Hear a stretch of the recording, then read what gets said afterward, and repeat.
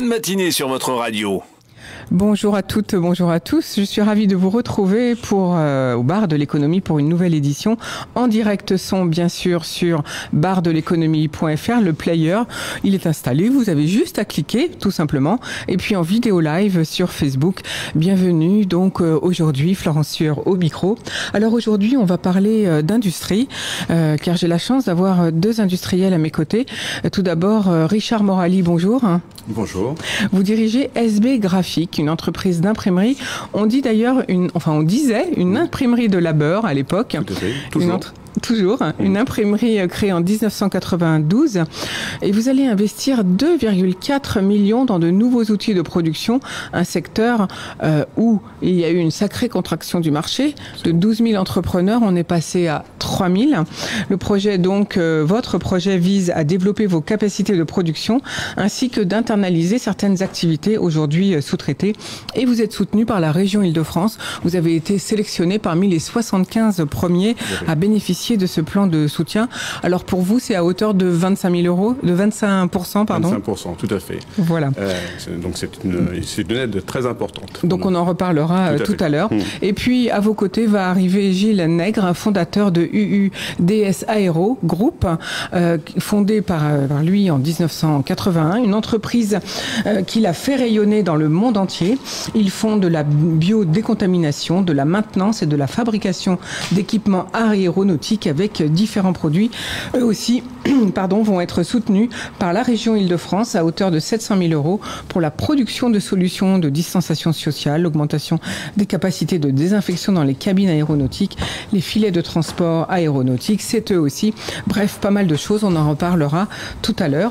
Car tout de suite, comme d'habitude, ce sont les infos du jour. Mais avant, on va commencer avec la chronique santé. Aujourd'hui, la chronique santé est sur les crises d'asthme parce que je sais que ça concerne beaucoup d'entre vous. Donc, c'est grâce à Jean-Claude Durousseau. On écoute tout de suite sa rencontre avec un médecin spécialisé. 2 minutes pour comprendre aujourd'hui la crise d'asthme. Je suis en duplex avec le docteur Manon Fredbourg. Vous êtes médecin urgentiste. Les signaux, les symptômes qui doivent nous alarmer. Alors, l'asthme, c'est une maladie respiratoire chronique qui est liée à une inflammation des bronches. La crise d'asthme, elle correspond à une aggravation subie des symptômes de l'asthme, c'est-à-dire des difficultés à respirer, une toux sèche par exemple, une sensation d'oppression dans la poitrine, une respiration qui devient sifflante, particulièrement à l'expiration, et des difficultés à parler, à s'exprimer. Quand c'est la première fois qu'on a une crise d'asthme, on ne sait pas ce que c'est, ça doit être très très angoissant. Oui, alors la crise d'asthme est génératrice d'angoisse pour le patient, pour la victime et aussi pour l'entourage. La conduite à tenir. Alors, la conduite à tenir, c'est de maintenir la personne tout d'abord dans la position dans laquelle elle est la plus confortable. C'est une position qu'elle va souvent adopter d'elle-même, une position demi-assise ou assise, et de lui administrer, si la personne est asthmatique, ses traitements habituels, qui sont souvent des traitements aérosols. Si c'est la première fois, elle n'a pas de traitement, alors qu'est-ce qu'on fait? Alors on appelle les secours? Oui, il convient d'appeler les secours assez rapidement parce que la crise peut s'aggraver et certains signaux peuvent nous alerter. Je suis asthmatique, est-ce qu'il y a des choses dont je dois me méfier? Est-ce qu'il y a des facteurs déclenchants? Oui, tout à fait. Alors, il y a plusieurs facteurs déclenchants. Le premier, souvent le principal, c'est le contact avec un allergène. Ensuite, il y a la pollution extérieure, la fumée, il peut y avoir certains aliments ou certains médicaments ou des émotions fortes, par exemple, une angoisse, une anxiété, ou un effort physique. On est plus sujet à une crise d'asthme l'été ou l'hiver? On est plus souvent lié à des crises d'asthme, sujet à des crises d'asthme l'hiver ou lors de variations climatiques importantes. Voilà, vous savez tout ou presque sur l'asthme. À très bientôt et d'ici là, portez-vous bien. Voilà, c'était important, cette pause santé comme tous les jeudis au bar de l'économie. Alors, première info du jour, bien sûr un point Covid, si vous voulez bien. Si nous attendons des mesures restrictives pour l'Île-de-France et les Hauts-de-France ce soir, ça concerne 18 millions de personnes. C'est pas rien. En tout cas, voici le certificat vert numérique annoncé par l'Union européenne hier pour faciliter les déplacements en Europe des personnes vaccinées ou testées négatives. Il ne devient deviendra pas obligatoire, a déclaré Ursula von der Leyen, la présidente de la Commission européenne, lors de sa conférence de presse. Nous voulons aider les États membres à rétablir la liberté de circulation d'une façon sûre, responsable et digne de confiance, a-t-elle dit. Il prendrait la forme d'un QR code délivré soit numériquement, soit sur papier par les instances sanitaires, mais n'empêchera pas les pays d'imposer les restrictions qu'ils souhaitent. Ce certificat serait délivré gratuitement par les autorités nationales, explique la présidente, qui cite comme exemple les hôpitaux, les centres de tests ou les autorités sanitaires. Il serait possible d'obtenir ce certificat sous forme numérique ou en version papier. Dans les deux cas, il contiendrait un cachet numérique garantissant son authenticité et un QR code. Mais il ne constituera pas une condition préalable à la libre circulation, ce qui est un droit fondamental dans l'Union européenne, a-t-elle assuré. Une personne qui ne disposerait pas du certificat mais qui respecte les conditions d'entrée dans un pays de l'Union pourrait donc le prouver par d'autres moyens et se déplacer malgré tout. L'Islande, la Norvège, la Suisse et le Liechtenstein, qui ne font pas partie de l'Union européenne, devraient en tout cas faire partie du dispositif. Aujourd'hui, des pays comme l'Allemagne ou la Grèce imposent aux entrants sur leur territoire de présenter un test PCR négatif et de se soumettre à une quarantaine. Donc maintenant, il faut attendre de voir si ce certificat et ses modalités seront confirmés, donc validés par le Parlement européen et le Conseil des États membres pour voir le jour d'ici aux vacances d'été. C'est ce qui est prévu. Alors, Richard Morali, la France, un beau pays ou bien c'est du marketing ? C'est un peu des deux. C'est un beau pays, ça c'est évident. Par contre, en revanche, nous avons un vrai problème d'efficacité dans la lutte contre le Covid. On a toujours l'impression d'avoir un train de retard. Alors il y a des efforts qui sont faits, c'est évident, on est accompagné, mais on a l'impression d'être un peu à la traîne surtout sur la livraison des vaccins, sur la livraison auparavant des masques. Nous, ça a été une vraie difficulté parce qu'on est resté ouvert tout le temps, donc il fallait garantir la sécurité de nos employés. Donc il a fallu des fois faire des sacrifices financiers pour se procurer ces fameux masques. Donc voilà, on attend. Mais c'est vrai qu'il n'y a pas de la part d'un pays aussi développé que la France, on attendait un peu plus d'efficacité. Voilà. Et donc, du coup, vous regrettez, notre dépendance. Alors oui, c'est ça. Ce qui a mis en évidence, le Covid a mis en évidence ce problème de dépendance industrielle et donc le fait de tout faire à l'extérieur, ça oblige bien sûr maintenant à une certaine dépendance. On se rend compte que maintenant on remet dans certaines industries, on rapatrie. On parlait des tests salivaires qui vont être rapatriés en France, du moins en partie, c'est plutôt une bonne nouvelle. Mais ça met en évidence une dépendance sur des pays comme la Chine, et c'est vrai que ça c'est très très embêtant de s'en rendre compte que maintenant. Voilà. Merci beaucoup pour votre commentaire, Richard Morali. Je rappelle que vous dirigez SB Graphie. Quand même, encore une question. Oui. Le moral des troupes, où en est-il quand, comme je vous l'ai dit, on annonce on attend les mesures de confinement ou pas, les week-ends, en semaine, on va voir ce qui va nous arriver ce soir. Où en est le moral de vos salariés ? Alors, en interne, on va dire que le moral est toujours là parce que la société fonctionne. Comme je vous l'ai dit tout à l'heure, elle ne s'est jamais arrêtée. On a pris la décision de ne jamais fermer, avec bien sûr du télétravail pour certains, et puis du temps partiel, mais on va dire que c'est surtout il y a une certaine résilience aujourd'hui. On attend chaque semaine des nouvelles du front, et c'est vrai que moralement, c'est pas toujours. Vous redémarrez pas la semaine de la meilleure des façons lorsque le week-end a été confiné ou lorsque vous avez été empêché de faire les choses essentielles, quoi. C'est-à-dire vous divertir et puis faire autre chose que travailler. Mais dans votre métier de l'imprimerie de labeur, et vous tenez à ce mot, c'est pour ça que je l'emploie. C'est le terme. Voilà. Le télétravail, ça n'est pas possible. Alors c'est possible pour les commerciaux, pour le fait. C'est quand même moins efficace, qu'ils ont besoin d'un rapport avec l'atelier, avec la production. Mais le télétravail, pour nous, c'est 2%, 3% de la population. Voilà. Merci beaucoup, Richard Morali. Je vais poser la même question à Gilles Nègre. On attend donc des mesures de reconfinement. C'est pas encore lesquelles qui vont nous tomber dessus pour nous, l'Île-de-France et les Hauts-de-France. Où en est le moral de vos troupes ? Écoutez, effectivement, je dirais cette absence de visibilité, cette gestion, on va dire, de dernière minute, oui, forcément, ça impacte le moral, je dirais. Et je m'en rends compte d'autant plus que dans les discussions, on va dire entre guillemets sociales, avec les salariés, ressort des choses qui sont vraiment du détail. Qui n'existait pas avant, du style le confort au bureau. Enfin, les gens s'inquiètent et donc il y a pas mal de choses qui ressortent, qui n'existaient pas avant et qui mettent en évidence ce problème d'inquiétude de fond. Inquiétant quand même.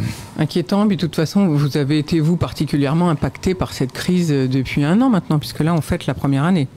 Clairement, si on s'était parlé janvier-février l'année dernière, secteur aéronautique, je suis dans ce secteur d'activité depuis 40 ans, zéro inquiétude. L'aéro est un secteur avec une visibilité à plus de 10 ans. Incroyable.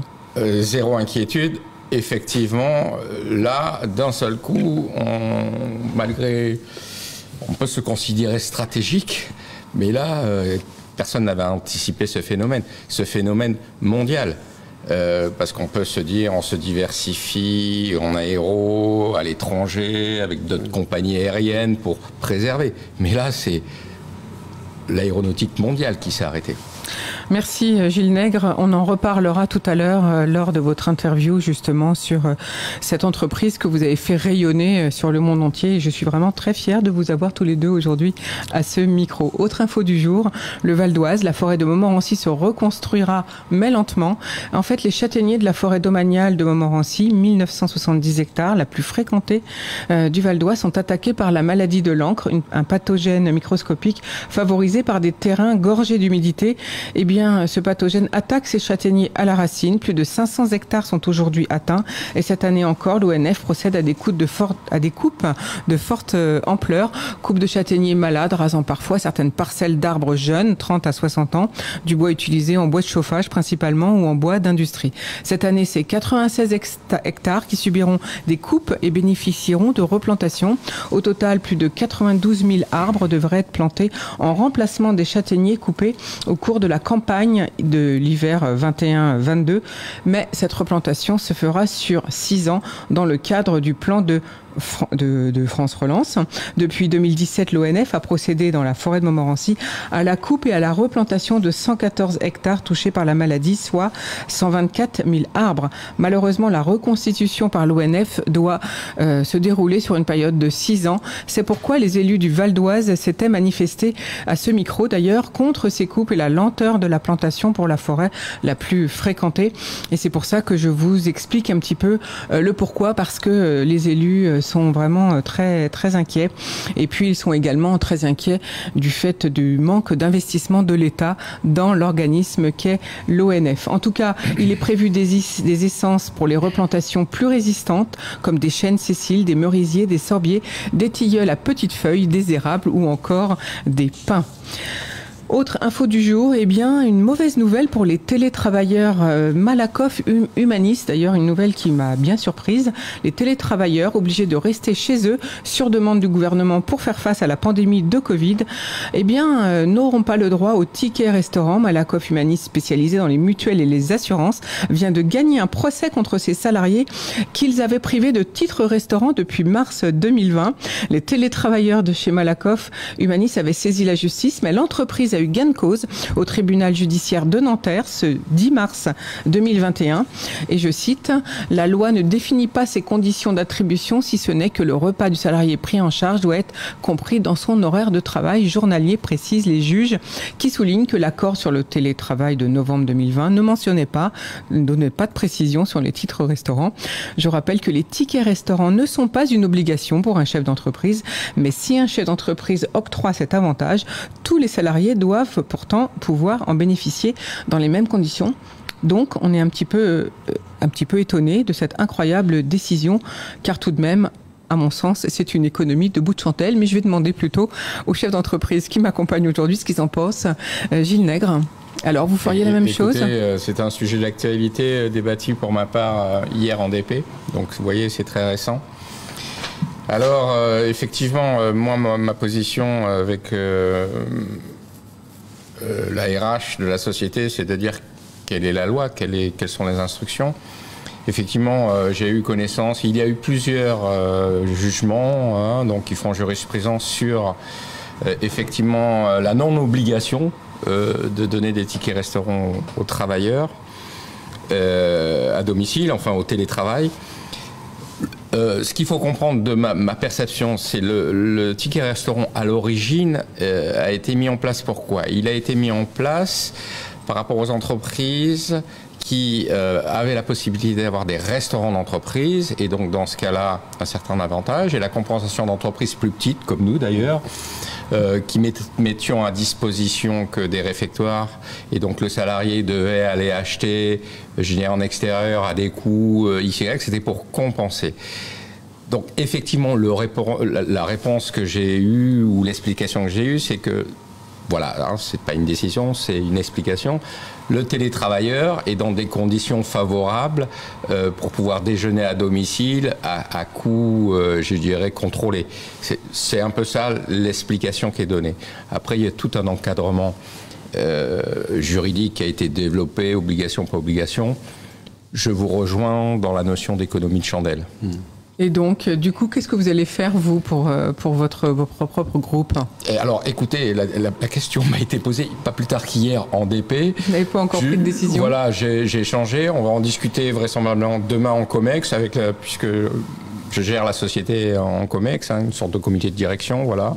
Sur le fond, à notre niveau, on a quand même quelques télétravailleurs, parce que toute l'ingénierie, tous les ingénieurs, il y a des postes plus favorables où on a mis en place le télétravail.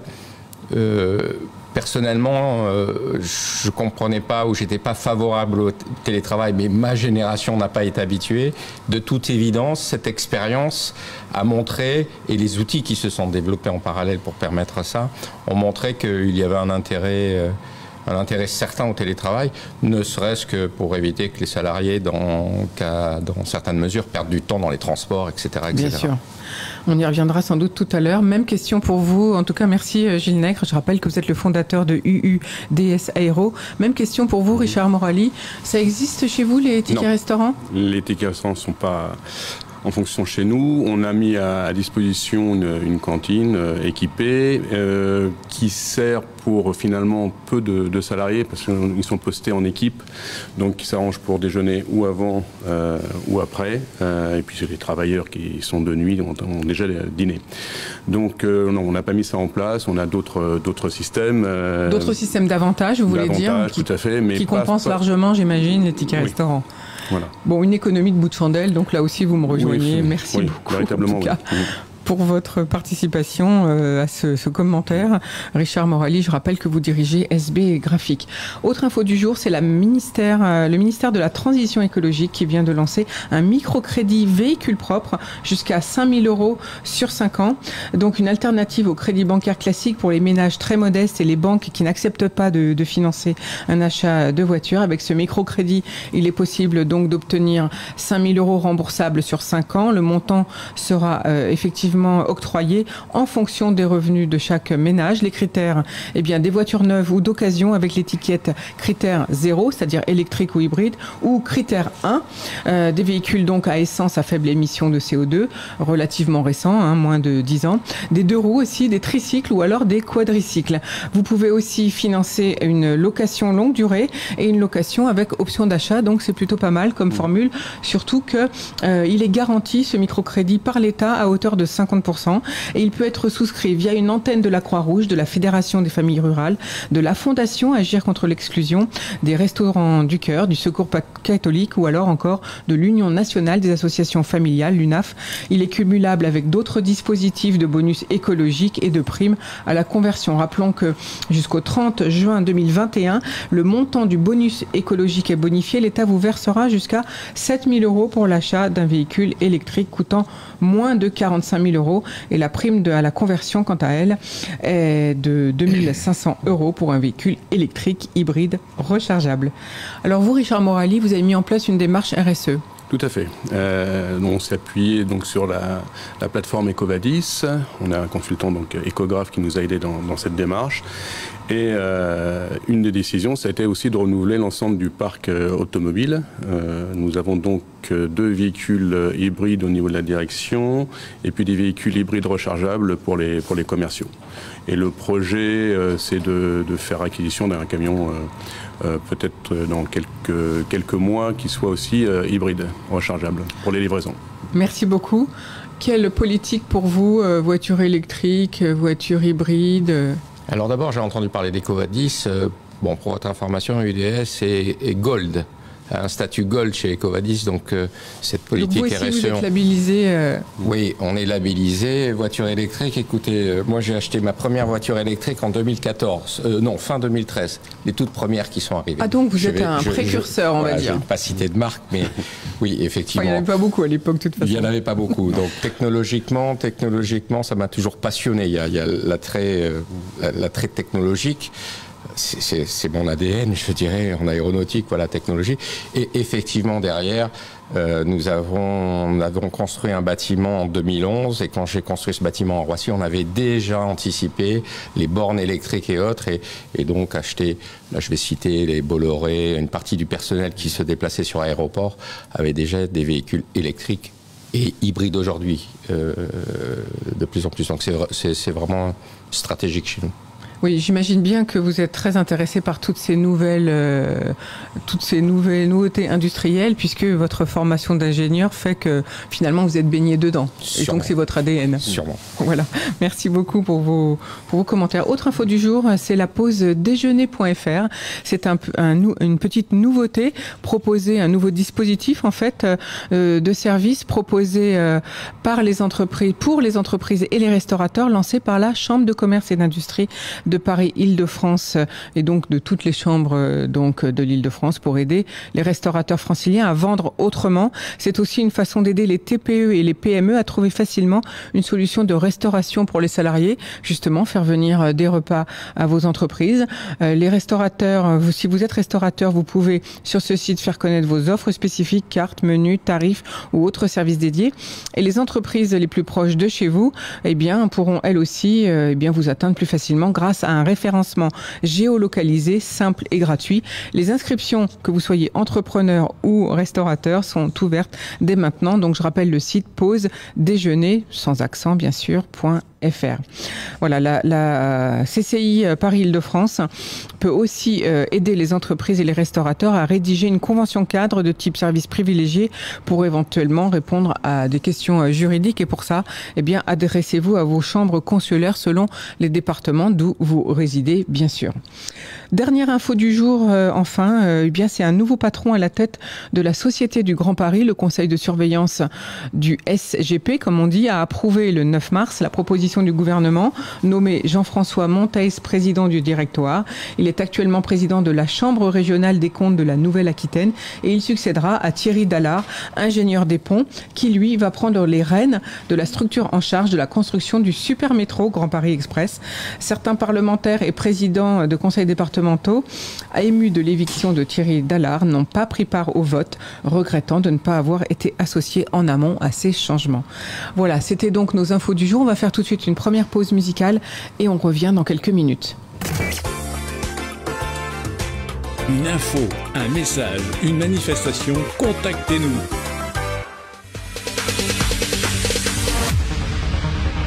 No, there ain't no stopping us. Fly without boarding pass. Couldn't catch me, I'll be moving fast. Call me a shooting star. Let 'em know who you are. Flying up in a bar. Wish on a star. Time to show 'em who's in charge. Call me a shooting star.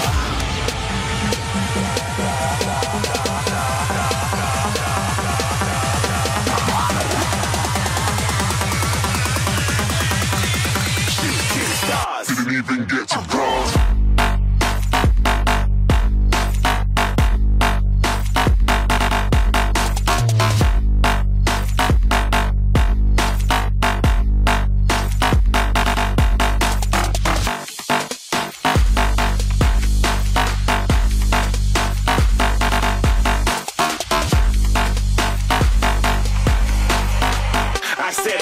moving too far. Get to glance.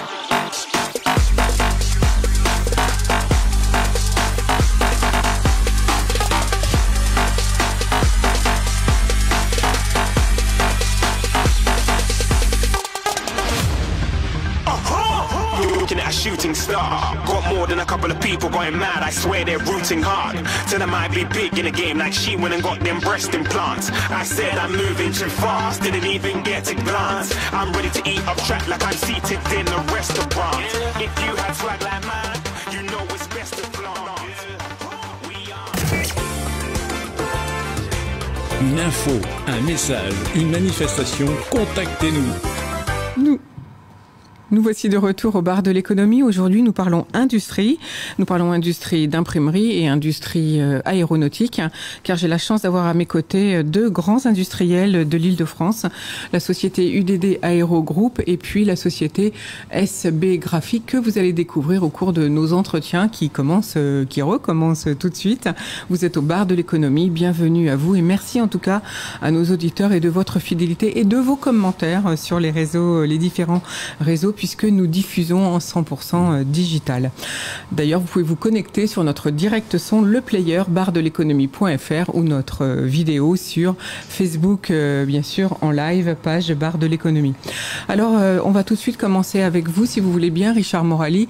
Vous dirigez une entreprise, une imprimerie de labeur, dites-vous. Expliquez-nous comment le métier a changé en très peu de temps finalement, d'autant qu'il s'est carrément contracté. Comme je le disais en introduction, on est passé de 12 000 entreprises à 3 000. C'est pas évident de résister.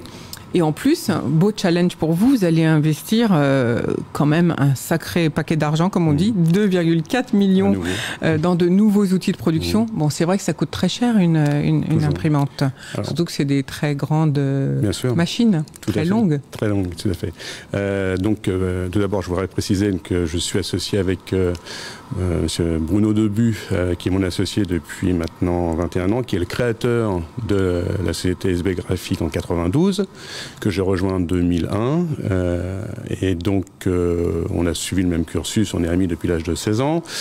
Vous vous connaissez donc de longue date? Tout à fait. Et donc voilà, et c'est vrai qu'on a vu l'évolution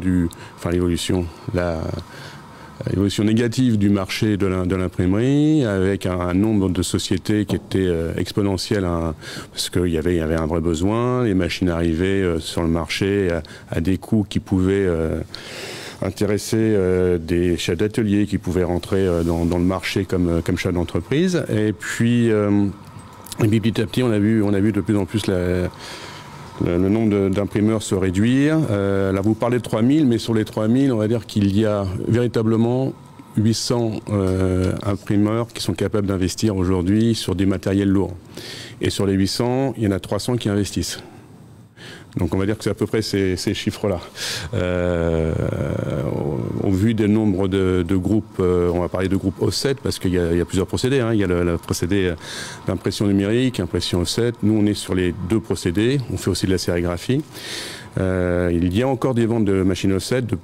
Ça reste constant, c'est même parfois en évolution, alors qu'on avait prédit en 2008 que le offset allait disparaître en 2014. Absolument. Et c'est tout le contraire qui se passe. Aujourd'hui, les presses numériques sont qu'une partie du marché. C'est une partie, j'allais dire, pas infime, mais c'est de l'ordre de 5%, je crois. Donc finalement, le numérique n'a pas atteint l'objectif qu'on lui prédisait il y a quelques années? Alors, il a atteint son objectif sur certains produits. Et dans l'imaginaire du client, lorsqu'on commande sur Web2Print de l'imprimé, tout le monde pense que c'est sur une imprimante digitale. Mais en fait, c'est fait dans la majorité des cas sur machine offset, en amalgame, et ces machines offset, ça coûte à certains prix. Donc on en revient au coût d'investissement de l'imprimerie. On va dire que nos machines vont de 1,6 million à 3,5 million en offset. Alors on va expliquer aux auditeurs que l'impression en amalgame, c'est pour faire des économies de coûts, c'est-à-dire que vous mettez plusieurs impressions de plusieurs clients différents en même temps. Il faut peut-être quelquefois pas être pressé, mais quelquefois ça peut aller très vite. Tout à fait, mais ça c'est pas notre secteur. Voilà, nous on est plus sur la cosmétique, sur l'impression pour la PLV, ce que vous voyez chez Sephora, Marionneau, pour les grandes marques. On va peut-être pas citer, mais bon, voilà. Non, mais on peut tout à fait en citer. On peut en citer, c'est Dior, c'est Chanel, c'est oui, parce Guerlain. Que là, pour l'affichage, il y a besoin de fréquences très rapides, finalement. Tout à fait. Et j'imagine qu'on vous demande les choses du jour au lendemain. Alors, c'est assez rapide, parce que nous chargeons l'impression, et après, nos clients, qui sont les PLVI, vont faire la mise en volume, et en collaboration, parce qu'on est certifié aussi, on a une garantie, on a une certification par rapport aux grands donneurs d'ordre. Alors, on parlait tout à l'heure de l'EcoVadis. Alors, nous, on est Gold aussi depuis 2 ans. Ça fait 2 ans d'affilée. On a eu cette démarche-là à la demande des grands donneurs d'ordre, que ce soit le VMH, L'Oréal, enfin, tous ces grands donneurs d'ordre. Et ça nous a apporté... Alors, la démarche au début était compliquée, parce qu'on est déjà un prime vert, on est prime environnement, on a toujours eu cette démarche, j'allais dire, verte, parce que c'est une obligation, par rapport à nos glorieux anciens qui avaient tendance à tout mettre à la poubelle, directement dans les égouts. Voilà, on est d'une génération où on a déjà eu cette démarche-là. On n'a pas attendu... On est en encre végétale depuis 25 ans, voilà, toutes ces choses-là ont fait que cette démarche... On peut tout faire en encre végétale ? Aujourd'hui, on n'utilise que de l'encre végétale. Si vous voulez de l'encre minérale, c'est un choix, mais aujourd'hui, toutes les encres sont végétales. Après, il y a différentes encres qui sont utilisées pour l'impression en UV, la machine dont on va faire l'acquisition, donc avec d'autres liants, mais l'impression traditionnelle offset, elle est faite à 95% en France avec des encres végétales. Le minéral est pratiquement plus présent. Donc on peut dire que finalement le métier d'imprimeur a complètement changé.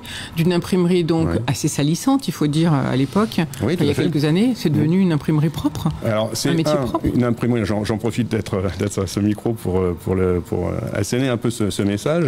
Lorsque dans la tête des gens, on pense que imprimer et consommer du papier, c'est polluer, c'est détruire les forêts. Alors on va prendre un chiffre, c'est simple. Chaque année en Europe, je parle bien en Europe, les forêts certifiées, parce qu'on ne travaille nous qu'avec du papier PEC et FSC, donc ce sont des papiers certifiés. Chaque année, nous utilisons 90% des 10% de forêt en plus qui poussent. C'est-à-dire qu'en fait, lorsque les gestionnaires de forêt pour les papetiers, ils enlèvent l'arbre qu'il faut au bon moment, mais ils rajoutent à chaque fois des arbres. Et on utilise chaque année 90% des 10% de forêt en plus. Donc, ça veut dire que chaque année, la forêt progresse en Europe. C'est l'inverse de ce que pensent les gens. Donc, tant qu'on consomme du papier certifié et pas du papier qui vient d'un pays qui déforeste à tout va, bien sûr, on est dans une logique. Et on pollue moins qu'un site internet ou que... Vous voyez ce que je veux dire, c'est le rapport, le bilan carbone, il est meilleur vers le papier que vers le numérique, finalement.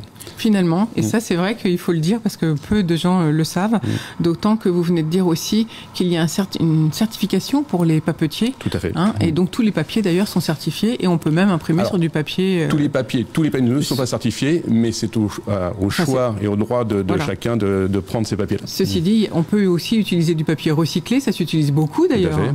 Absolument, on utilise du recyclé et le recyclé aussi sa normalisation. Et on sait que le papier peut être recyclé plusieurs fois avec différentes étapes et différentes utilisations. Alors, dans cette, activité économique compte tenu de la pandémie, c'est quand même un risque important que vous prenez. Vous voulez investir 2,4 millions d'euros. Est-ce que du coup, vous allez retarder votre investissement ou vous allez le faire malgré tout ? Alors, on va faire l'investissement, on attend quelques mois là pour vraiment prendre la décision, les devis sont faits, la démarche est vraiment faite complètement. C'est vrai que malgré tout, le marché s'est en partie écroulé sur un certain secteur. La machine dont on veut faire l'acquisition, c'est une machine UV hybride. Expliquez-nous ce que ça veut dire, une machine UV hybride. Une machine UV hybride, c'est une machine qui est capable d'imprimer sur tout support. Donc support fermé ou support papier. Rapidement, l'offset traditionnel, c'est l'oxydation de l'encre et la pénétration dans le support, dans le papier. Alors que lorsque vous travaillez sur un pelliculage ou sur une matière polypropylène, PVC, ce que vous voulez, vous ne pouvez pas faire pénétrer l'encre dans le support. Non, donc c'est les polymères qui qui vont se durcir avec les infrarouges et les UV qui vont être bombardés dessus. Donc cette machine-là, ça existe depuis des années. Et nous, on fait vraiment de l'UV bien spécifique. C'est pas de l'UV LED qui est aussi utilisé pour le papier de manière, j'allais dire presque traditionnelle. On utilise ça pour des supports dits vraiment fermés. Et l'acquisition de cette nouvelle machine, c'est pour faire des économies aussi d'énergie, parce que c'est des machines qui consomment beaucoup moins en électricité, dégagent moins de CO2. Enfin, donc voilà, c'est pour cette démarche encore, toujours dans cette démarche RSE, que nous souhaitons faire l'acquisition de cette machine-là. Cette machine, elle va en remplacer une autre ou elle va venir s'ajouter à celle que vous possédez ? Elle va venir dans un premier temps s'ajouter. Et puis on verra par rapport à la production. À l'utilisation et aux demandes des clients, j'imagine. Quelle est la longueur d'une telle machine ? La longueur, c'est à peu près une vingtaine de mètres. Oui, donc il faut un bâtiment industriel assez conséquent pour pouvoir l'accueillir. Nous avons un bâtiment de 7800 mètres carrés. Donc vous n'avez pas besoin de déménager, non. Donc pas de... Heureusement. Heureusement pour vous. Qui fabrique ce genre de machine si vous pouvez nous expliquer, Richard Morali. Alors nous avons un parc qui n'est composé que de machines Heidelberg.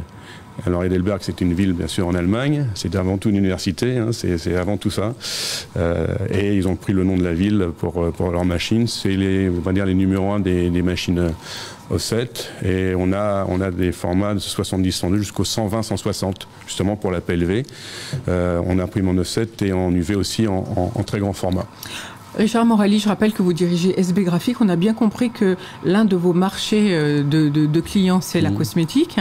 Quels sont les autres secteurs pour lesquels vous travaillez ? Et est-ce que la pandémie vous a au contraire apporté de nouveaux clients ? Alors oui, on a heureusement d'autres secteurs, parce qu'on travaille aussi pour les opticiens, aussi pour les banques. Voilà. Donc on a heureusement un éventail grâce aux différents procédés que nous avons en interne. La Covid nous a permis, parce que automatiquement il y a eu une baisse au niveau de la partie cosmétique, hein, c'était mécaniquement obligatoire.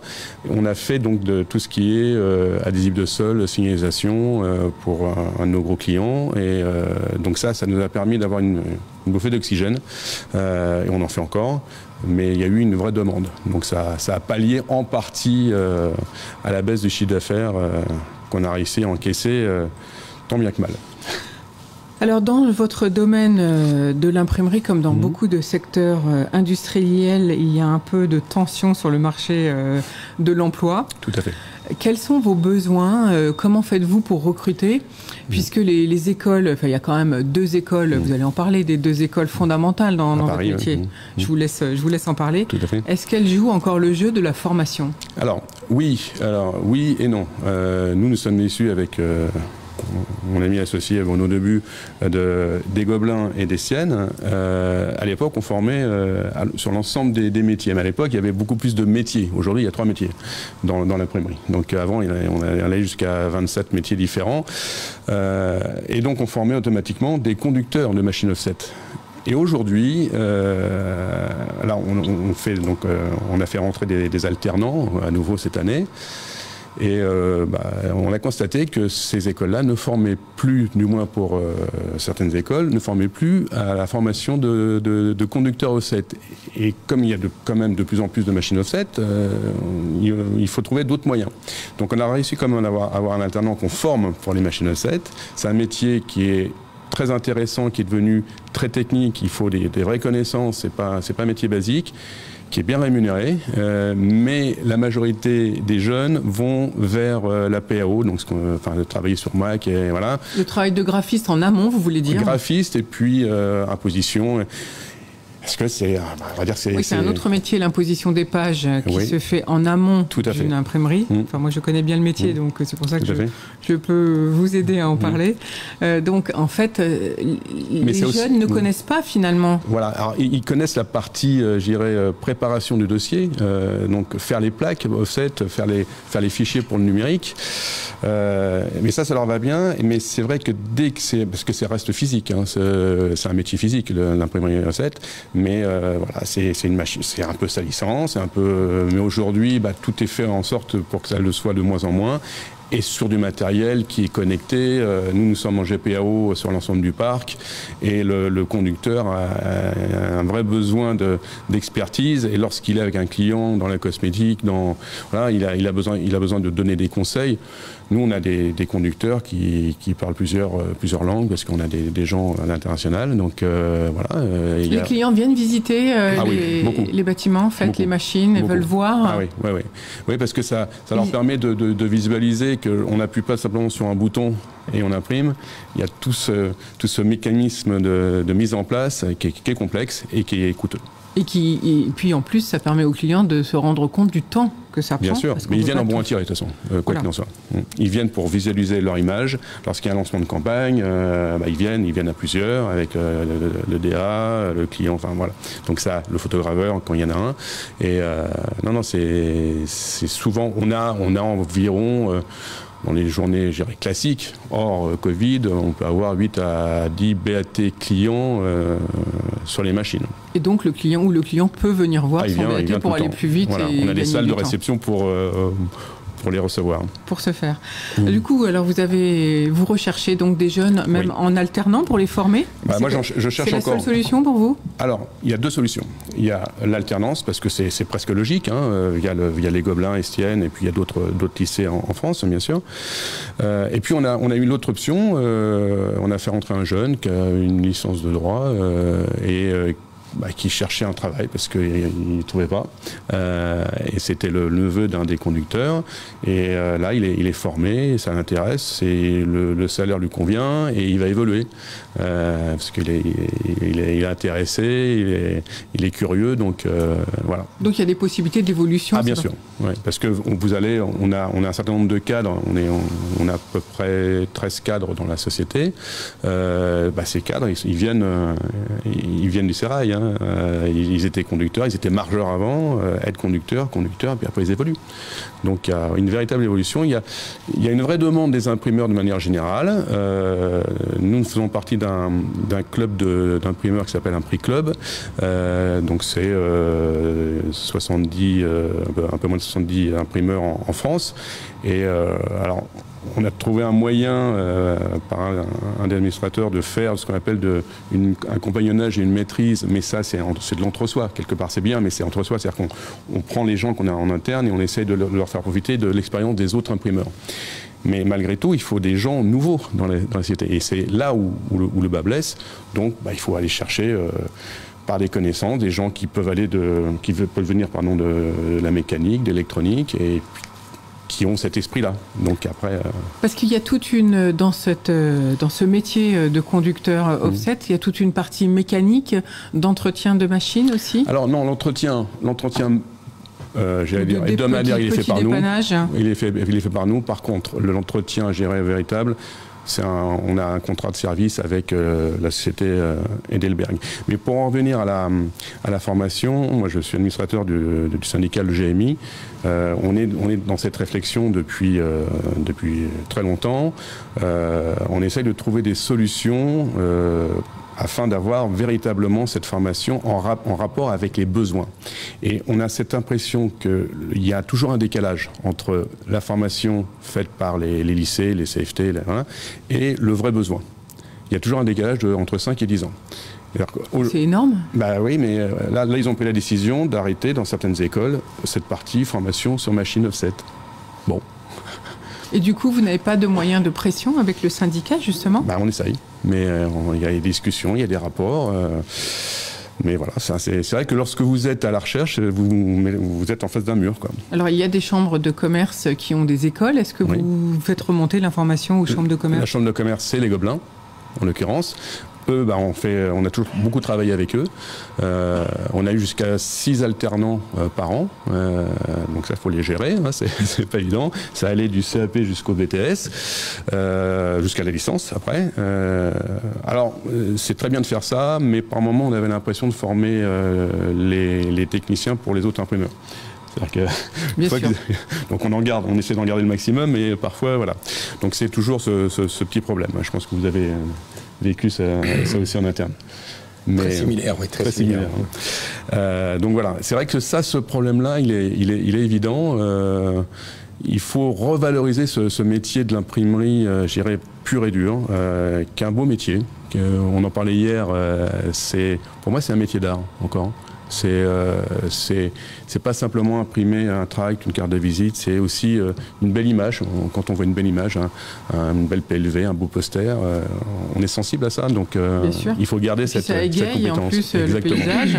Tout à fait. Et on voit bien que tourner les pages d'un beau livre, ça reste quand même agréable. Voilà. Une belle bande dessinée, un beau livre, c'est important. C'est important, hein, le numérique ne peut pas tout remplacer, Exactement. Même s'il est important aussi. Tout à fait. Alors du coup, Richard Morali, si on nous entend, pour un jeune, comment faut-il faire pour venir vous rencontrer s'il est intéressé par connaître ce métier ? Il vient me voir directement. Carrément, on vous contacte à SB Graphique. Tout à fait. Mais sinon, vous avez des sites privilégiés où vous passez vos offres d'emploi ? Oui, via les écoles. Donc on dépose une offre et malheureusement, voilà, c'est pas souvent consulté à ce niveau-là. Alors, qu'est-ce qu'on peut, en conclusion, qu'est-ce qu'on pourrait dire, quels sont vos besoins principaux face à tous les défis qui vous attendent et notamment aux investissements que vous prévoyez, parce que de toute façon, quand on est industriel et notamment dans l'imprimerie, pour rester dans la course, vous n'avez pas le choix que tout le temps vous améliorer. On est toujours dans l'obligation d'investir tout le temps. Il n'y a pas une seule année où on n'a pas investi, et c'est vrai que c'est à la différence, on parlait de nos glorieux anciens qui gardaient leur matériel 30 ans, voire des fois 40 ans. Nous, on investit tout le temps et les prix, hélas, aujourd'hui, sont toujours à la baisse. Il y a une vraie concurrence qui est parfois un petit peu aberrante, parce que souvent on se tire une balle dans le pied lorsqu'on baisse les prix pour baisser les prix. Donc, oui, je dirais le véritable challenge, c'est que, ça redémarre véritablement là, qu'on ouvre à nouveau le plus rapidement possible tous les commerces, parce que c'est ça aussi qui fait la demande. Et ensuite, j'espère que au niveau de mon message, au niveau de la formation, va apporter quelque chose, parce que c'est vrai qu'il y a une demande et qui ne vient pas que de notre imprimerie. Voilà. Vous avez parlé de la concurrence, oui. Donc je sais que vous pensez concurrence étrangère. Pas toujours. Pas toujours. Pas toujours. Comment ça se passe au niveau justement, notamment de l'Italie ou de la Belgique, où là les prix étaient. Nous on n'est pas concernés au niveau de Paris, parce que les donneurs d'ordre sont sur Paris. Certains, bien sûr, aujourd'hui, travaillent avec l'Italie, l'Espagne, la Pologne. Aujourd'hui, il y a une vraie obligation, parce qu'avec une démarche RSE aussi, on a un peu cette obligation de produire un plus en France. Donc là, il y a une vraie volonté de travailler un peu plus en France. Vous voulez dire que les donneurs d'ordre en ont pris conscience ? En partie. Mais ce qui joue énormément, ce qui a transformé le marché de l'imprimerie, c'est le web to print. Avant, l'imprimeur de quartier, il recevait le client, il faisait ça. Et donc toute cette partie-là, il l'a plus. Donc il va chercher autre chose. Donc des fois, il va aller sur les plates-bandes d'autres imprimeurs qui, eux, fonctionnaient avec des marges correctes. Et du coup, ça fait baisser les marges et automatiquement la rentabilité et derrière les investissements. Donc on a bien compris que grâce à vous, Richard Morali, qu'on pouvait imprimer à des coûts raisonnables en France. On n'est pas obligé de partir à l'étranger. On n'est pas obligé. Il suffit juste de discuter avec son imprimeur. Exactement. Et d'avoir un conseil. Et d'avoir un conseil. Un véritable conseil. Voilà. Et puis il y a quand même la qualité également qui compte, la rapidité aussi. Et les normes environnementales, parce que ça c'est un coût. À l'année, c'est colossal pour une imprimerie qui respecte ces normes-là. Donc autant travailler avec des gens qui respectent. On parle de démarche RSE. Apparemment, on a cette démarche-là. Il faut que les donneurs d'ordre en tiennent compte. Donc pour vous, tant que les activités, que ce soit de commerce ou autres, ne rouvrent pas correctement, le marché va rester en stand-by jusqu'à la fin de cette pandémie, c'est ça ? Il va rester chaotique et pour nous, c'est un peu les montagnes russes. De journée en journée, il n'y a pas vraiment de régularité. Donc voilà, on attend avec impatience ces réouvertures. Merci beaucoup en tout cas de nous avoir présenté ce marché de l'imprimerie et puis de votre capacité à investir pour justement toujours plus environnemental et mieux pour vos clients. En tout cas, on note les 2,4 millions d'euros que vous allez investir dans les prochains mois pour cette nouvelle machine à UV, toujours pour l'offset bien sûr. Merci Richard Morali. Merci. Et à très bientôt dans une prochaine émission quand vous aurez installé cette machine. On va tout de suite faire une nouvelle pause musicale et puis ensuite on change de sujet. On reste toujours dans l'industrie mais on part dans la mécanique. Une info, un message, une manifestation, contactez-nous.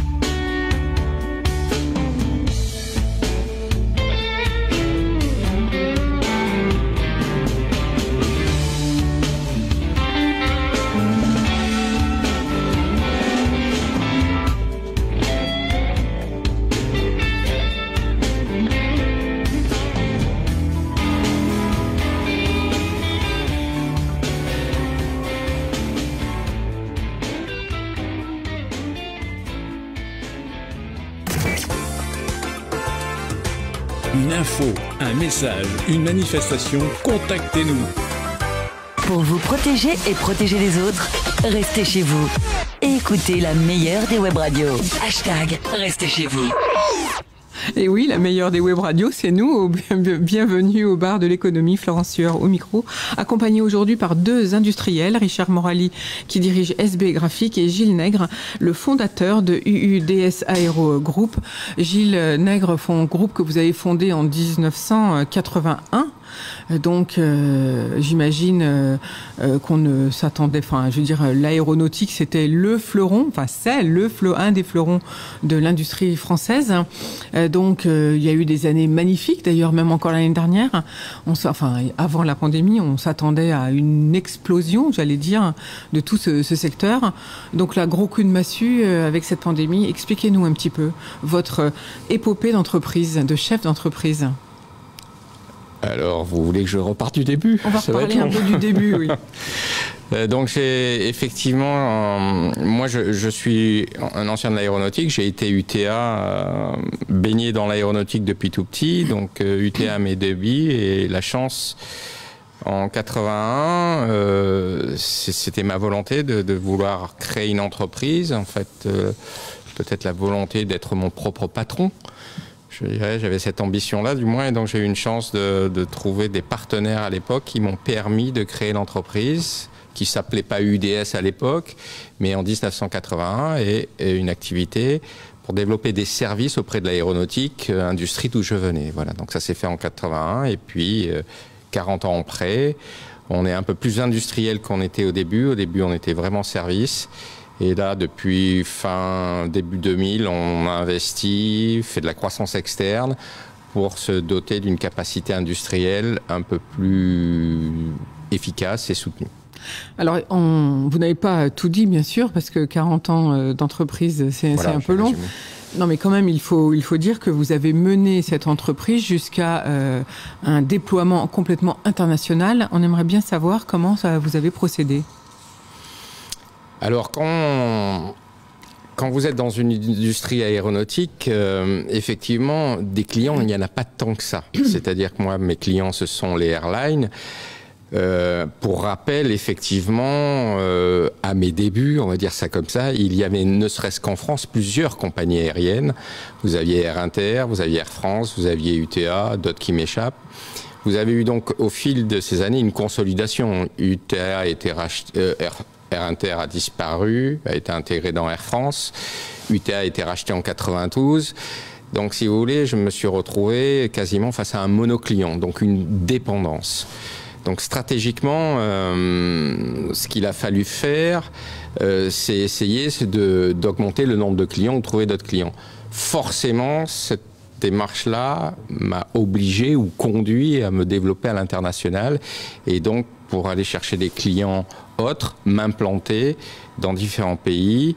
Notamment, nous sommes implantés aujourd'hui en Chine, en Inde, à Dubaï, aussi au Mexique.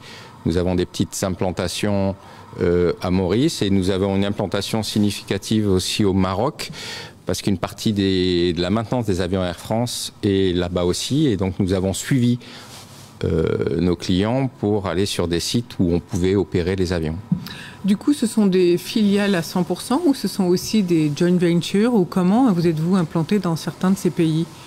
Est-ce que là, vous avez une autonomie complète ou est-ce qu'on vous a imposé de vous associer avec des gens? Alors, je dirais, alors il y a le côté opportunité d'un partenariat. Hein, bien souvent, ça se fait comment? Ça se fait, il y a beaucoup de salons à l'étranger.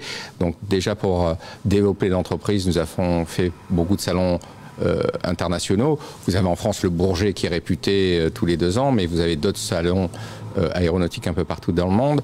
Après, je dirais c'est propre à chaque pays. C'est-à-dire chaque pays a ses propres règles. Donc il y a des pays où nous sommes à 100%, comme au Maroc ou autre, où c'est 100% filiale de UDS, mais il y a d'autres pays, par exemple si je cite la Chine, où il est difficile d'être 100% français pour se développer en Chine. Si vous n'avez pas un partenaire chinois, je dirais, qui fait le lien, la connexion, le développement est difficile. Donc la difficulté de trouver le bon partenaire. Et en Chine, nous sommes implantés depuis maintenant 8 ans et ça se passe bien. Je pense que la difficulté, c'est de trouver le bon partenaire. Les bonnes expériences, c'est pas le cas de tout le monde en Chine. Dans mon cas de figure, nous avons une collaboration avec des Chinois qui perdure. Je pense que c'est une histoire d'équilibre par rapport aux tailles des sociétés. Il ne faut pas s'associer à des trop grosses sociétés. Par expérience, j'avais fait ce démarrage avec une très grosse société chinoise. J'ai arrêté tout de suite parce que David contre Goliath, là on joue pas ça l'aurait pas fait. Cours. Mais on a retrouvé un autre niveau de partenaire plus équilibré et la preuve est que ça fonctionne et ça fonctionne bien. Combien de temps faut-il investir dans des salons avant de trouver le bon partenaire pour vous si on veut s'implanter à l'étranger? Combien de temps? Alors, je dirais, je fais des salons depuis 81, c'est-à-dire l'aéronautique, c'est aussi un milieu où on se rencontre à travers les salons. Il est relativement difficile d'aller rencontrer ces gens commercialement, en tapant à la porte ou à des bureaux, le salon est vraiment l'opportunité pour se développer. Et ce qu'il faut souligner aussi, c'est que nous avons une très belle organisation aéronautique, qui est le GIFAS. Nous avons vraiment une organisation que on ne retrouve pas dans l'industrie, qui nous aide, qui nous suit, qui nous supporte, qui nous facilite les salons en faisant des organisations, on va dire, on parle de la French Tech ou des choses comme ça, mais historiquement, depuis très longtemps, le GIFAS assure et pousse les industriels du secteur à l'export. Donc ça, c'est une vraie force. C'est donc très important, ce syndicat des entreprises, cette fédération des entreprises de l'aéronautique. C'était très important parce que le GIFAS fait parfaitement le lien. L'industrie aéronautique, c'est quoi? Vous avez les gros, Airbus, aujourd'hui Safran, qui a absorbé Zodiac, qui sont les gros donneurs d'ordre. Et puis, ce qu'on appelle dans notre jargon, vous avez, nous, la supply chain. Et donc le GIFAS, aujourd'hui le président c'est Éric Trappier, d'Assaut, rien que lui, effectivement joue bien ce rôle, a bien joué ce rôle, je trouve, pour nous, petites entreprises, de permettre à travers nos réunions régulières, alors là elles sont par Zoom ou autre, c'est un peu plus difficile puisque le réseautage, comme on dit, qui était intéressant dans nos métiers, a disparu, mais qui permettait d'échanger, mettre en face les besoins et autres, et donc donner de la visibilité au marché. Et donc si on en revient à votre question du départ, la visibilité du marché début d'année dernière, c'était Airbus, 10 ans de commandes devant eux, c'était donc toute une stratégie bien ficelée, avec une visibilité suffisante. Voilà. Et on en revient, tout s'est écroulé brutalement, pour les raisons qu'on sait aujourd'hui, avec donc l'arrêt des vols, et donc les compagnies aériennes qui ont commencé à mettre en stand-by des commandes, tout le monde regarde, et effectivement, quand vous êtes, je suis basé aussi à Toulouse, à Colomiers, c'est pour parler d'ambiance des salariés, il n'y a plus d'embouteillage. Voilà ce qu'on me disait avant-hier, il n'y a plus d'embouteillage, c'était aux sorties, aux heures de bureau. Le fief Airbus, donc, à Colomiers, était blindé. Là, c'est morte pleine. Donc pour vous, bien sûr, ça fait mal de tout ce pan de l'économie qui s'est effondré. Vous avez dû complètement, j'imagine, réorganiser ou revoir votre propre stratégie, puisque vous faites partie de ce qu'on appelle la supply chain, comme vous venez de le dire. Donc comment faites-vous en ce moment, alors, Gilles Nègre? Alors si, je dirais, il y a deux activités. On est service, comme je le disais au départ, donc ça c'est notre ADN de base. On a développé des process, on parle de biodécontamination, désinfection, désinsectisation. On a historiquement, depuis toutes ces années, développé des process de traitement avion.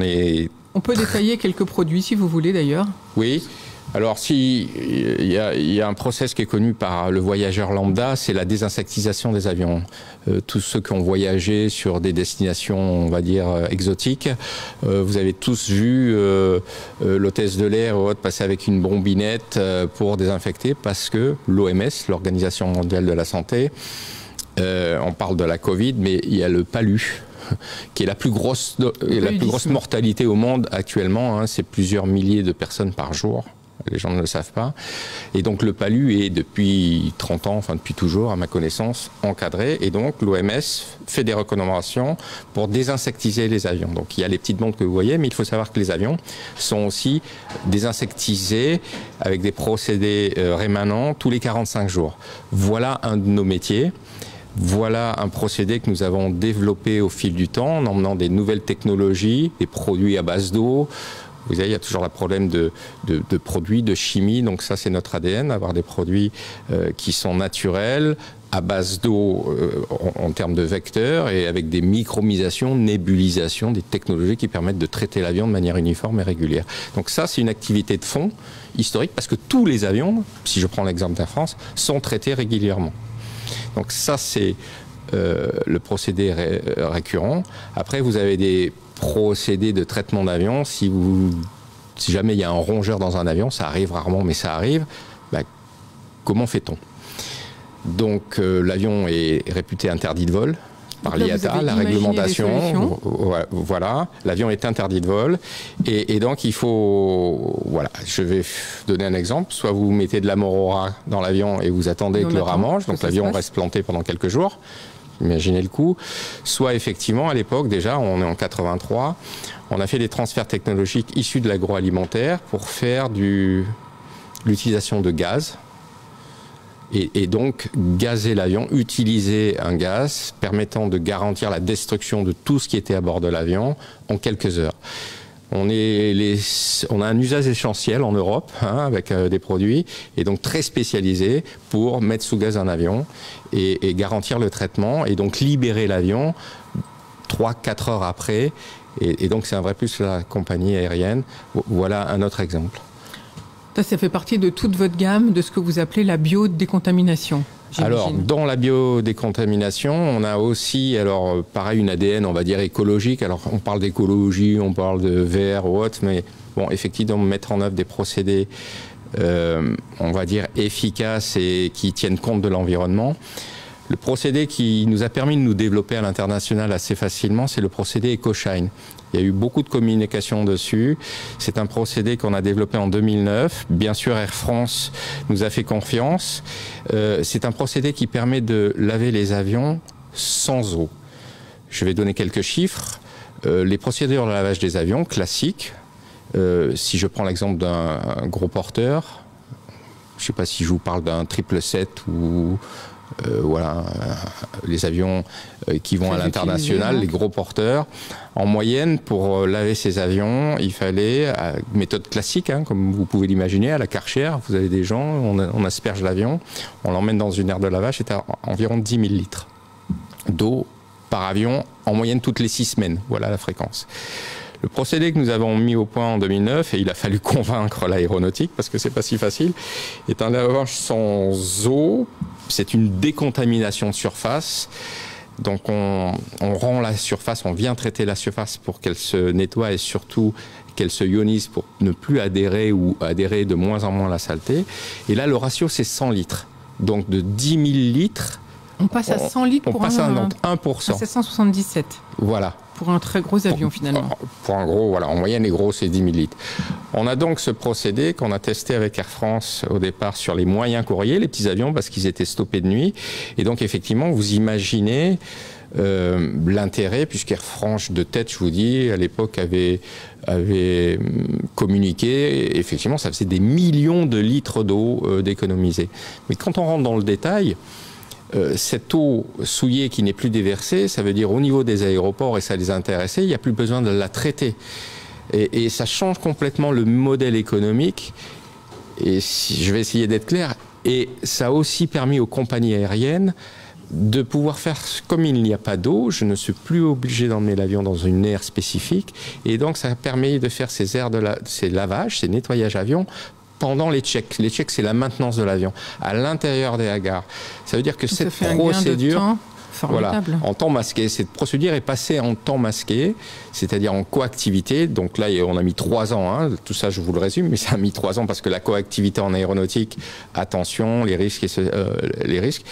Air France avait communiqué, si je parle d'Air France, parce que c'est mon client important, avait communiqué, eux, en disant que ça leur faisait une économie de 4500 heures de vol. Effectivement, l'avion, au lieu de passer 8 heures toutes les 6 semaines, il sortait de la maintenance et il avait été nettoyé en plus. Là, vous avez la combinaison de l'écologie, mais l'économique, parce que du verre à coût supérieur, ça reste difficile à convaincre les clients. Je dirais, il faut trouver l'équilibre. C'est long à convaincre un client, éventuellement, Gilles Nègre?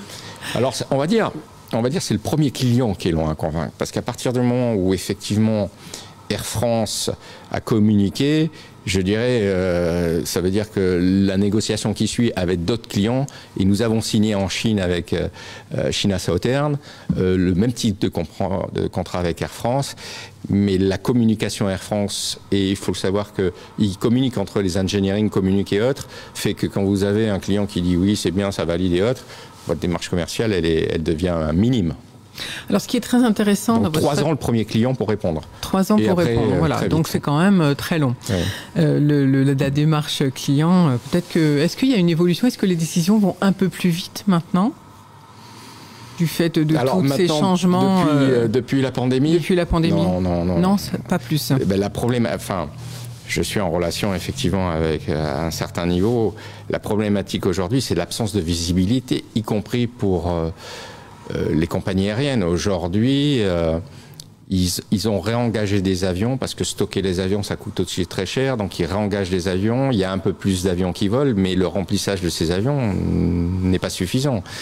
La visibilité du remplissage pour cet été, c'est une inconnue. Donc non, c'est l'inverse. Aujourd'hui, tous les projets, les projets sont non vitaux, sont arrêtés.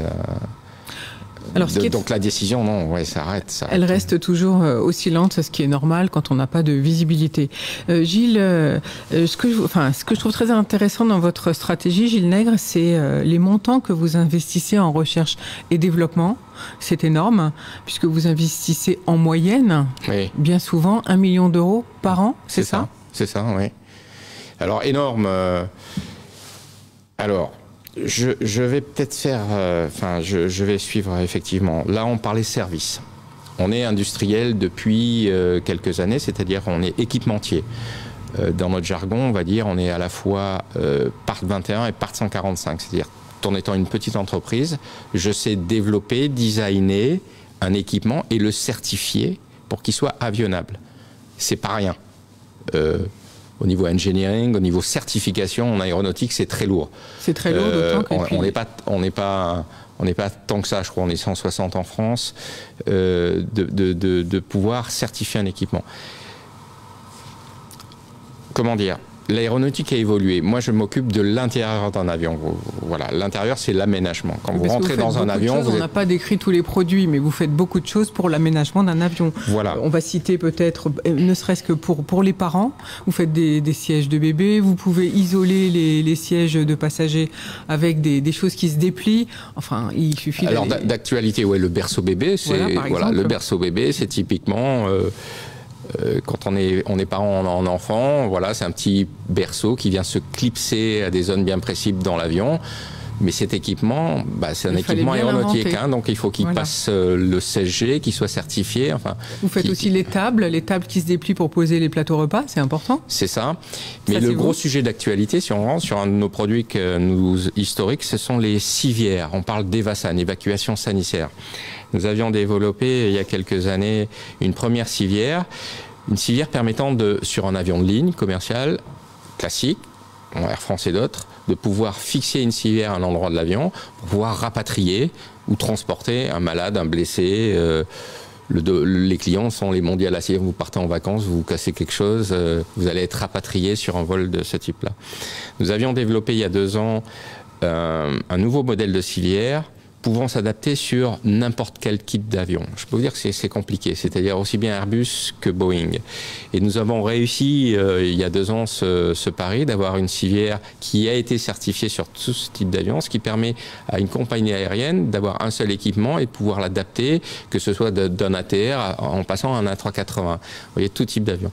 Et là, l'actualité en parle, on est très sollicité. Là, on a la chance, effectivement, sur ce produit, de réaliser du support, des ventes, puisque, comme vous l'avez vu, notamment dans les dom-toms, on est en train de transporter entre Mayotte, La Réunion, rapatrier.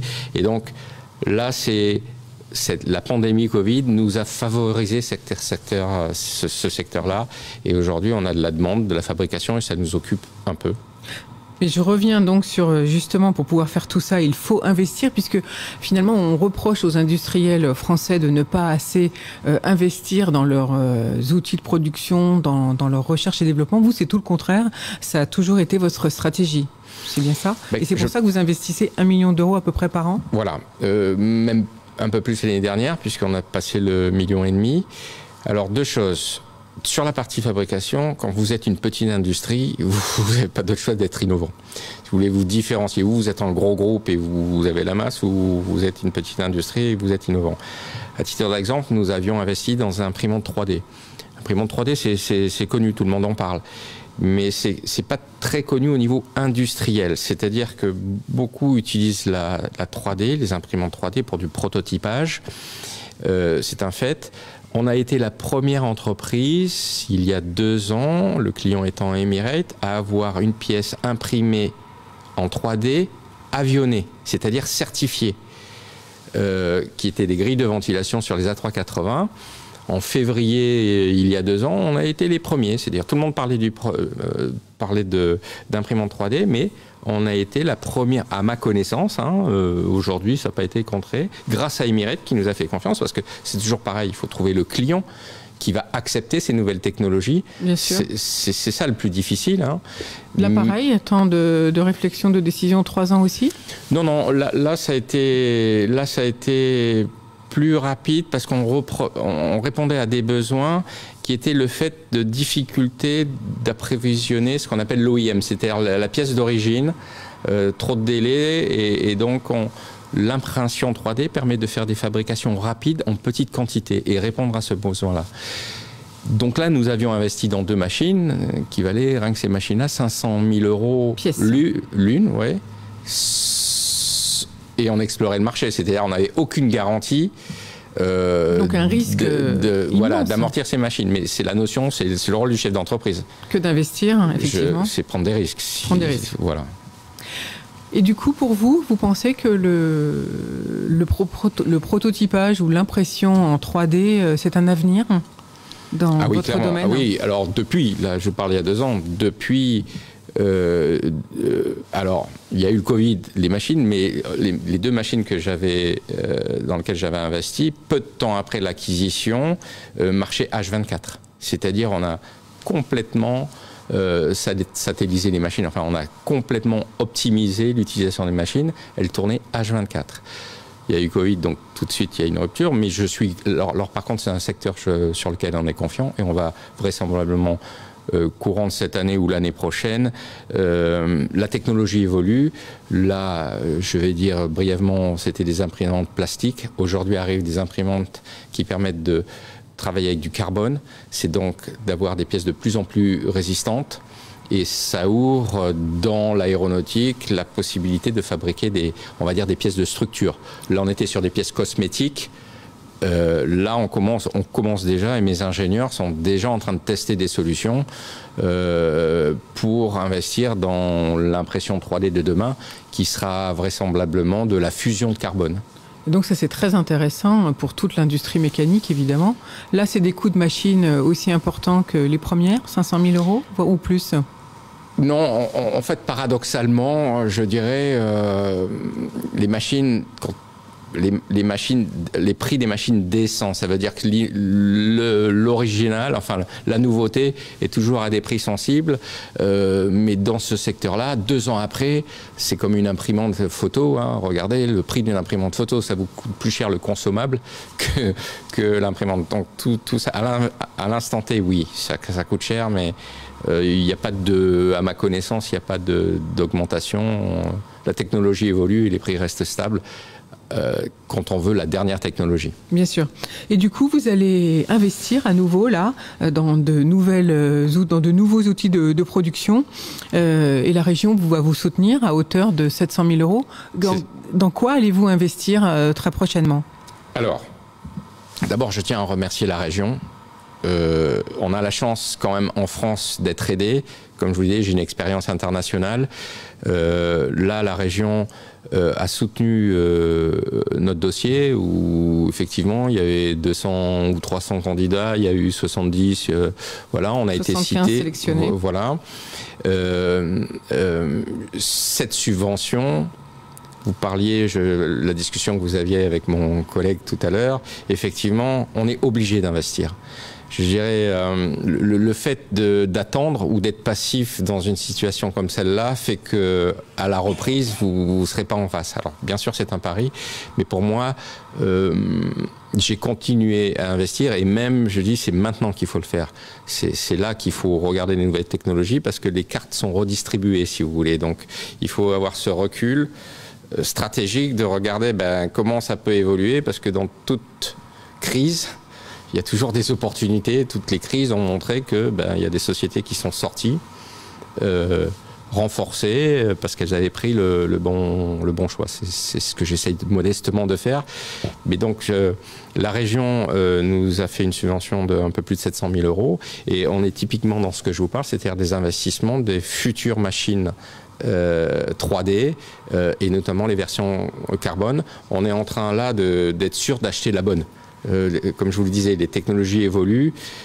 Quel modèle on va choisir pour ne pas prendre une techno qui soit obsolète dans 1 an ou dans 2 ans. Bien sûr, parce que c'est ça l'enjeu. Du coup, quels sont les pays qui fabriquent ces machines? Est-ce que c'est français? Voilà, est-ce que c'est européen? Est-ce que c'est asiatique? Voilà, mais effectivement, nous avons les premières machines que nous avons achetées, c'est les machines EOS, et donc c'est les Allemands qui sont quand même forcés de constater qui ont les meilleurs offres. Pardon ? C'est pour vous, ce sont les leaders aussi, tout comme dans l'imprimerie. Écoutez, clairement, nous avons choisi EOS, qui sont des Allemands, du côté de Munich, et qui avaient la meilleure offre. Oui. Alors, comme vous avez dit, investir, c'est voir le futur. Hein, c'est ce que vous avez dit. Vous l'avez pas dit comme ça, mais c'est ce que vous avez dit tout à l'heure.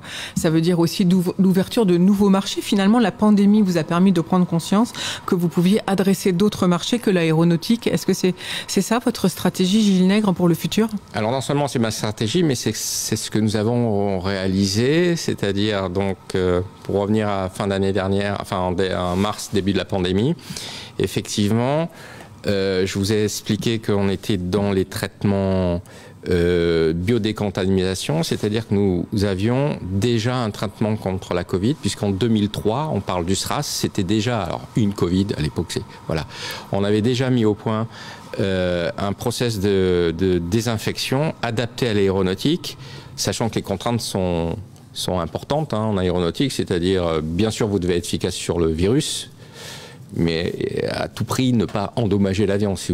Et donc il y a toute une démarche de certification pour être sûr que le produit que vous avez diffusé à l'intérieur de l'appareil ne vienne pas modifier les feux, faire du cruising, endommager d'une manière ou d'une autre. Donc on a la chance en 2003 d'avoir commencé à travailler là-dessus, trouver des solutions, et en fait on l'avait dans nos tiroirs. Donc quand la crise s'est déclenchée Covid, effectivement vis-à-vis d'Air France, on a eu une activité qui a bondi pour venir désinfecter des avions. Pareil, communication par les médias, une belle communication par les médias qui sont venus voir ce qu'on faisait, et j'avais initialisé stratégiquement un développement au transport, c'est-à-dire on était rentré en négociation ou en relation avec la RATP, la SNCF, alors à l'origine pour vendre le process EcoShine, c'est-à-dire pourquoi pas aussi traiter les métros, les trains sans eau.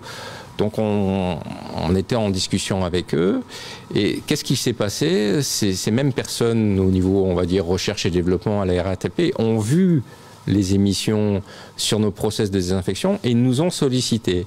Donc très rapidement, avril-mai, on a commencé à faire des essais de désinfection puisqu'on avait un process rémanent performant sur le métro et sur le train, et nous avons eu les commandes. Alors il n'y a pas eu d'appel d'offres, ça a été de gré à gré, là on est dans une phase d'appel d'offres, mais depuis on va dire fin mai, nous traitons le métro et le RER avec ces process, ce qui fait que l'arrêt des traitements avions sur les activités récurrentes, on l'a compensé dans le cadre de notre société, où j'ai réaffecté quasiment la totalité du personnel sur le traitement des trains, métro et RER.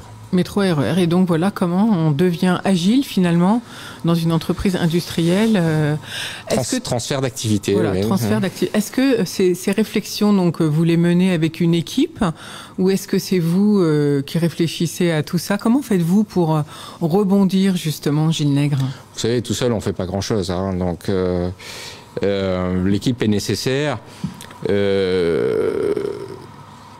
Bon, effectivement, je travaille en Comex, ça me plaît bien, c'est-à-dire je suis l'actionnaire unique, donc bon, voilà, tout pouvoir et autres. Mais pour diriger une entreprise, c'est bien de pouvoir échanger. Donc depuis quelques années, je suis organisé en Comex, c'est-à-dire on est 4, on se réunit tous les vendredis, chacun a un poste de l'entreprise, et ce sont ces échanges hebdomadaires qui font que, voilà, quelle est la stratégie, quelle est la meilleure stratégie. Donc oui, travail d'équipe. Et comme on est en aéronautique, on est quand même doté d'un bon niveau. On a beaucoup d'ingénieurs, engineering, ça cogite. C'est des jeunes qui aiment bien se challenger. Plus vous les challengez, plus ils sont contents. Donc, on utilise ça au mieux, quoi. Est-ce que quels sont vos besoins? On voyait que Richard Morali, donc dirigeant de SB Graphics, le problème pour lui, c'est le recrutement de talents dans son domaine qui se perd. Vous, est-ce que ça n'est pas le cas dans l'aéronautique? En général, l'aéronautique fait rêver, ou bien est-ce que vous avez du mal à trouver des talents? Alors, deux choses. Pour rejoindre ce que disait tout à l'heure sur effectivement le recrutement des talents, quand vous êtes jeune ingénieur, vous rêvez d'intégrer une grosse entreprise. Donc effectivement, des petites entreprises comme nous, même si aujourd'hui on a un peu de communication donc ça intéresse, sont moins prisées. Mais il n'y avait pas de place, ou il n'y a pas de place forcément sur les ingénieurs, donc on en recrutait quelques-uns. Qui au bout d'un certain temps, je parlais il disait qu'ils se faisaient piquer les jeunes, c'est un peu ce qui s'est passé pour nous. Il y a quand même dans le cursus, l'ingénieur va vouloir intégrer, donc on formait des jeunes qu'on s'est fait, hélas, piquer régulièrement. Mais en fait, il y a une sorte de cycle, j'observe, il y a une forme de cycle où ces jeunes ingénieurs qui sont moins jeunes au bout d'un certain temps et qui ont une expérience dans les grosses entreprises reviennent volontiers dans des plus petites entreprises, comme diraient certains, parce qu'au moins quand ils bougent le manche, si vous voulez, ils voient ce qui se passe. Et ce que je veux dire par là, c'est qu'il y a une interaction entre ce qu'ils font ou pas. Ça, c'est des propos qui reviennent souvent. Là, depuis la pandémie, en fait, il y a beaucoup d'ingénieurs qui cherchent du boulot. Parce que effectivement, tous les projets, tous les développements engineering, si vous voulez, sur ces gros donneurs d'ordre, se sont un peu arrêtés. Donc actuellement, je n'ai pas de difficulté à recruter. Clairement. Tout va bien pour le moment, il y a un bassin d'emploi. Enfin, voilà, et là, effectivement, on est sollicité régulièrement, on reçoit beaucoup de CV spontanés. Donc actuellement, j'ai pas cette difficulté-là. Et du coup, au niveau de la DRH, quand vous recevez tous ces CV, elle les garde et après elle repioche dedans quand vous avez besoin? Oui, enfin, je sais pas ce qu'elle fait exactement avec tous ces CV, mais c'est un peu ça, c'est-à-dire, effectivement, elle trie tout ça par rapport aux besoins. Alors, je dirais, il y a quand même deux niveaux. Je parlais d'engineering, mais là, les besoins qu'on va avoir à court terme, puisque comme je vous le disais, on a réaffecté du personnel en partie sur le transport, RATP, mais j'espère que l'aéronautique va redécoller. Ce qui veut dire que comme on a fait cette diversification et que j'espère la conserver et la garder puisqu'elle est stratégique, elle était complètement dans notre ADN et que, je tiens à le préciser ici, en fait j'ai été remercié ça arrive pas souvent, j'ai été remercié par mon personnel à une époque, là justement, parce que tout le monde était inquiet, arrêt des avions et autres, historiquement là, historiquement je dirais leur activité. Quand ils ont vu les essais qu'on a fait avec la RATP et les contrats qui sont revenus, j'ai été pris à partie, entre guillemets, si vous voulez. Et les gens sont venus me remercier en disant « Ah, c'est bien, on est content ». Enfin, je tiens à le citer parce que ça m'a, enfin, en tant que chef d'entreprise, c'est quelque chose qui m'a touché, que le personnel prenne la peine de remercier. Alors, oui, pour répondre à certains, à des gens qui veulent pas ceci, cela, ou bouger ou non, moi je suis aéro, non. Dans mon cas de figure, l'ensemble du personnel a adhéré et c'est très volontiers, sont très volontiers passés de l'avion au métro et au RER. Donc ça, c'est une chose. Alors, vous ne nous avez pas parlé des bus éventuellement. Est-ce que les bus n'ont pas besoin d'être décontaminés puisque c'est votre métier, la décontamination? Alors, sujet d'actualité, nous venons de répondre à l'appel d'offres. Comme je vous le disais, les bus, à l'époque où effectivement la pandémie est arrivée, c'est pas nous qui avons eu le marché bus parce qu'on était déjà sur le métro. Mais là, effectivement, nous avons répondu à un appel d'offres la semaine dernière. Et vous voyez, où alors bus, c'est, pour votre information, c'est énorme, quoi. C'est 4800 bus Absolument. En région parisienne, c'est 200 tramways, et donc nous venons de répondre à cet appel d'offres. Bon, donc on va vous souhaiter le meilleur pour cette réponse à l'appel d'offres qui ouvrira un nouveau marché, les bus, puisque quand même ce qui inquiète avec cette pandémie, c'est justement l'ensemble de ces virus qui circulent dans les transports en commun. Donc grâce à vous, on est rassuré parce qu'on sait que vous faites de la décontamination ferroviaire et dans la RATP. Du coup, vos besoins, c'est la recherche de techniciens, c'est bien ça, Gilles Nègre? Alors clairement, là, si vous voulez, si nous avons la chance, enfin, si la conjugaison de la reprise de l'activité aéronautique et ces marchés sur lesquels nous nous sommes positionnés, oui, si je donne une image, enfin si je donne un chiffre, puisque bien sûr on regarde, on devrait la nécessité d'embaucher une 60aine de techniciens, donc c'est significatif. Donc c'est significatif, effectivement. Oui. Et là, vous demandez quel type de formation ? Alors, là, je dirais, en fait, on va les former, nous. Je dirais, c'est plus un profil, puisqu'on est dans le biocide et nous avons toutes les compétences. C'est-à-dire, comme nous avons, nous formons, nous avons des usages essentiels de produits. Donc, nous assurons la formation. Et en fait, les gens sont formés en interne à ces process spécifiques. Donc, le profil, je dirais... J'ai pas un profil spécifique, il faut simplement des gens sérieux, je dirais, mais j'ai pas besoin d'un niveau d'études spécifique. À la limite, on sort du bac, on veut travailler tout de suite, on vous contacte. Du moment qu'on est motivé, j'imagine. Voilà, la motivation, elle est... mais on va assurer la formation des gens pour qu'ils soient opérationnels au plus vite. En tout cas, c'est grâce à vous, c'est une belle histoire d'entreprise, Gilles Nègre. Je rappelle que vous dirigez UDS Aéro. Alors vous dites UDS tout simplement, UDS, donc une entreprise que vous avez créée en 1981, à l'origine entièrement spécialisée dans l'aéronautique, et depuis une diversification vers tous les métiers du transport finalement. C'est ça. Hein, c'est bien ça. Avec toujours l'innovation. Finalement, c'est votre maître mot, mais c'est votre ADN l'innovation, puisqu'en fait vous êtes à la base un ingénieur. Oui, enfin voilà, la curiosité fait que on est toujours attiré par les technologies. Et enfin voilà, enfin je suis pas tout seul dans l'entreprise, on est quelques-uns, mais c'est s'intéresser à la technologie. S'intéresser à la technologie, c'est essayer de la transposer dans ses propres activités. Oui, c'est mon ADN. Donc c'est vital pour une petite entreprise. Si vous n'arrivez pas avec des solutions qui vous permettent d'être différenciés des gros groupes, c'est difficile. Qu'est-ce que vous appelez une petite entreprise ? Combien de salariés sont à vos côtés, Gilles Nègre ? Alors, entre Paris et Toulouse, enfin Roissy et Toulouse, on est à peu près 150 personnes. Et on va dire 500 dans le monde. 500 dans le monde, c'est quand même une jolie petite ETI, comme on dit maintenant, une entreprise de taille intermédiaire.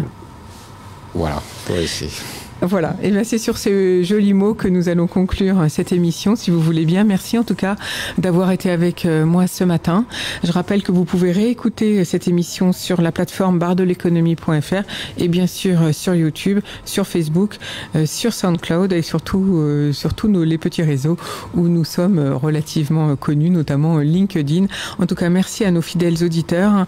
Faites parler de nous, faites parler du bar de l'économie et invitez tous ceux que vous connaissez qui sont entrepreneurs pour faire parler de leurs nouveaux ou services ou savoir-faire, parce que ce qui est important, c'est la transmission. Très bonne journée à tous. Je vous embrasse. Ciao, ciao.